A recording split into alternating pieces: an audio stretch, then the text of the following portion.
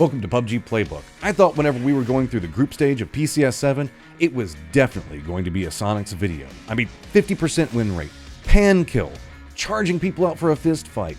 It's just an insane set of games that Sonic's managed to push up. But then, in day number 3, match number 2, we got some crazy circles and a 19 kill victory for Wildcard that I just had to dive into. From Circle 1, we knew this game was going to go off. E-United was on a tear, and this circle looked to be setting up another great game for them. There is so much about to go down, I can't even begin to tackle it all in a few minutes. We're going to jump in at Phase 3, where we already have 46 players down in a competitive game and a large amount of water. Note that Wildcard is going to be on the western zone wall, and they shift to the south and push into fools that are holding the coast. The next circle pops and finally leaves most of the water behind. This circle is very sparse for the 13 teams still remaining, so you know it's about to get absolutely explosive. This circle is E-United's backyard. They drop and they loot here. They know everything about the area. Add in the fact that they are already at 5 kills. What E-United don't know is that there is still one solo that survived a push into their fort and built a factory. While that was being prepped, Wildcard is still in their duel with fools, and Fique manages to clutch it up, and 2 of his members are down, and they manage to reset back to 4. That Collector's Solo and Ribbons manages to pull off a sneaky play and take down 2 of E-United, meaning the fact that this circle is far less under control. With E-United now weakened and not capable of overseeing what's happening, Wildcard can make a push into a strong compound of the circle in the north. They have to take on Snow Patrol to do it, have 2 members of their down, and they manage to reset again. Now at 6 kills, and a precious 6th place position on the overall leaderboard. As Circle 5 has revealed itself, cover is still going to be a problem, and that's going to be reoccurring from here through the rest of the game. Pack 8 now realizes they need to make a play and rolls along the zone on the western border, one member dying to Wildcard and the other crashing into Rumblers. Now it's about to get even messier. This circle is fairly open like we've been talking about. The buildings to the south are being fought for, but mostly being edged out by the zone itself.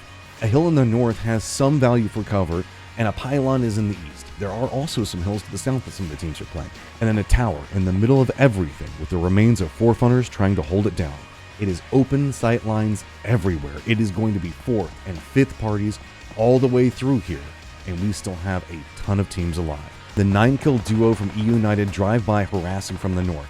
10 teams still remaining. Nikos and Adam finish off BBB, while Fique throwables wipe out Never Surrender.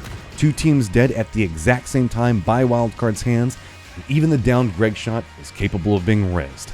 Only 8 teams left. After surviving for a while, Vegas is finally found by the Rumblers and they finish him out. 7 teams left. To the south, Immaculate and ADR have been scrapping for so long. The pressure has been consistently building to finish this fight or figure out a way to leave. This circle has cut out so many options. To the east, the Spicy Fish duo turns the E-United duo into a solo. And now we move into Circle 7. The only things remaining in this circle are Wildcard's Hill and the 4 Funners Tower. Everyone now has to move and handle finding some type of safety in a coverless path in an absolutely barren circle. Desperate times call for some desperate moves.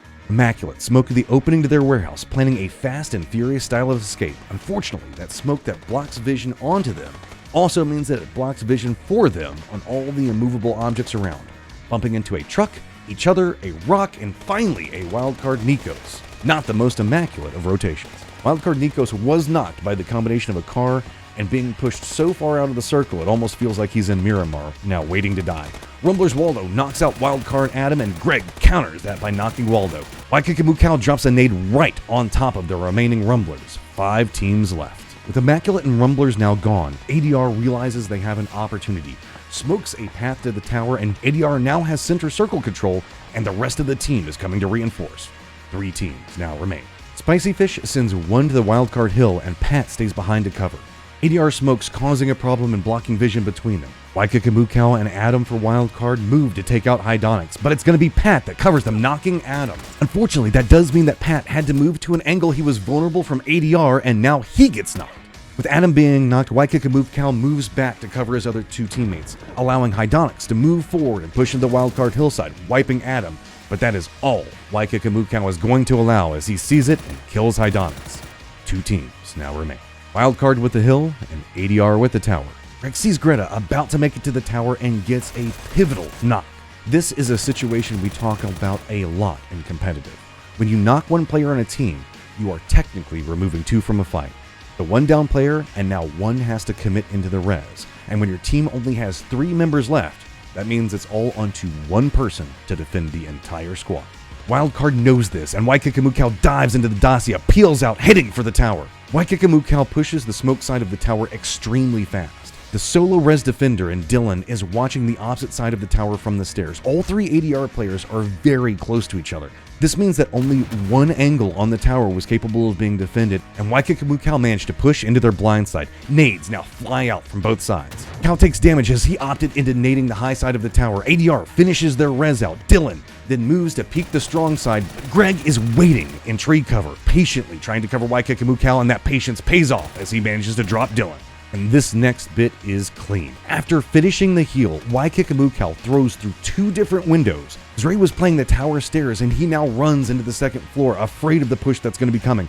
Right as Greta commits into a res, now with no defenders, the moment Cal rounds the corner and gets the drop onto him. Now only Zray up, he decides to go for an Assassin's Creed play, jumps out the window, but a clean flick coming out from Waikakamukau drops him as Zray's body lands on the UAZ in the ground. Defeated. Only one team left, Wildcard, for a total of 19 kills and a round victory, 29 points. The group stage weekend was about trying to get into those top 6 spots. With 29 points in one game, Wildcard manages to get into, therefore skipping the LCQ.